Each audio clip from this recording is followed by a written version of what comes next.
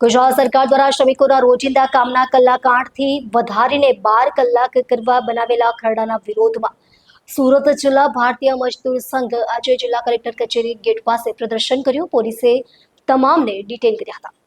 શ્રમિકોના રોજિંદા કામના કલાકોના વધારાના વિરોધમાં સુરત જિલ્લા ભારતીય મજદૂર સંઘનો વિરોધ કર્યો છે। મજદૂર સંઘના આગેવાનો અને સભ્યોએ સુરત જિલ્લા કલેક્ટર કચેરીની બહાર જમા થઈને આ ખરડાને સળગાવી હોળી કરી અને તુરંત રદ કરવાની માંગ કરી હતી। આ ઘટના સ્થળે દોડી આવેલ પોલીસે સંસ્થાના કાર્યકરોને ડિટેન કર્યા હતા। આ ખરડો ગુજરાત વિધાનસભામાં મંજૂર થયો છે, જે ઔદ્યોગિક શ્રમિકોના રોજિંદા કામના કલાકમાં વધારો કરે છે। સરકારનું માનવું છે કે આ પગલાંથી ઉદ્યોગોને ફાયદો થશે અને ઇન્વેસ્ટમેન્ટ આકર્ષિત થશે। તેની વિરુદ્ધમાં મજદૂર સંઘ નેતાઓનું કહેવું છે કે આ કાયદો શ્રમિકોના હક્કો પર હુમલો છે અને તેમના શોષણને વેગ આપશે। તેમનો આરોપ છે કે સરકારે આ નિર્ણય લેતા પહેલા મજદૂર સંઘો અને હિતધારકો સાથે ચર્ચા કરી નથી। મજદૂર સંઘના આગેવાનોએ ચેતવણી આપી છે કે જો સરકારે આ ખરડો પાછો નહીં ખેંચ્યો તો તેઓ વ્યાપક પ્રમાણમાં વિરોધ કરશે। મારું નામ અનિલ કુમાર નિષાદ, ભારતીય મજદૂર સંઘ ગુજરાત પ્રદેશમાં પ્રદેશ ઉપાધ્યક્ષની મારી જવાબદારી છે।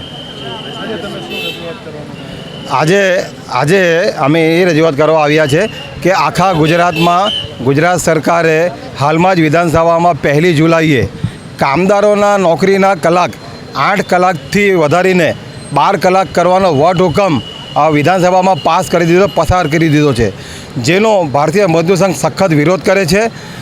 આપના માધ્યમથી જણાવીએ કે અમારે એસટી હોય, આંગણવાડી હોય, નગરપાલિકા હોય, ટાટ ટપાલ હોય, પોસ્ટ હોય, જેમાં હાલમાં ફેક્ટરી એક્ટ મુજબ 8 કલાક કામદારો કામ કરે છે। એ આ દરેક જગ્યા પર બેંકમાં દરેક જગ્યા પર કામદારો દૂર દૂરથી આવતા હોય છે, લગભગ 100 થી 125 થી 150 કિલોમીટર દૂરથી આવતા હોય છે। હાલમાં જ કામદારોને અપડાઉન કરતાં ઘણા કામદારોને અપડાઉન કરતાં 3 થી 4 કલાક થતા હોય છે, એટલે કે એમને અપડાઉનમાં જ 6 થી 8 કલાક થતા હોય છે। એ કામના કલાક સરકાર જ્યારે વધારીને 8 કલાકથી 12 કલાક કરવા જઈ રહી છે, તો 12 કલાક અને 8 કલાક અપડાઉનના કુલ 20 કલાક જેટલા એનો સમય કામદારનો વેડફાઈ જાય છે એમ છે રોજે રોજ। તો એની 8 કલાકની ઊંઘનું શું થાય, એની સોશિયલ સિક્યુરિટીની શું, એની સામાજિક જવાબદારીનું શું, એના છોકરા, પતિ, પત્ની, ઘર દ્વારને સમય કેવી રીતે આપી શકે?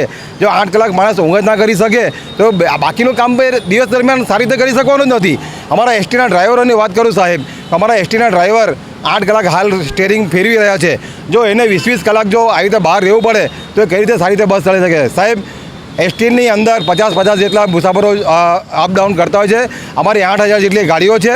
જો 8000 ડ્રાઈવરોને 12 કલાકની નોકરી કરી દેવામાં આવે, એના અપડાઉનના 6-8 કલાક જોડી દેવામાં આવે, તો 20 કલાક જો એ નોકરી પર જ રહે, બહાર જ રહે, જો એને ઊંઘ જ ના આવે તો બસ કેવી રીતે સારી રીતે ચલાવી શકે? એને અકસ્માત થવાનો પણ ભય રહે અને એની બસની અંદર રહેલા 50 જીવ જે પાછળ સવારી તરીકે બેઠા હોય એનો પણ જીવ જવાનો જોખમ થઈ રહે છે। જેના માટે અમે ભારતીય મજદૂર સંઘના આખા ગુજરાતના તમામ કાર્યકર્તાઓ દરેક જિલ્લા મથકે આજે કલેક્ટર કચેરીએ વિરોધ પ્રદર્શન કરવા આવ્યા છે અને આ જે બિલ પસાર કર્યું છે એ બિલને અમે હોળી સળગાવીને અમે વિરોધ કરીએ છીએ અને સરકારને વિનંતી કરીએ છીએ કે આ બિલને રદ કરો અને કામદારના કામના કલાક ફરીથી 8 જ કલાક રાખો। આ કામદારના કામના કલાક 12 કલાકનો કાયદો, કાળો કાયદો તમે પરત લો, રદ કરો।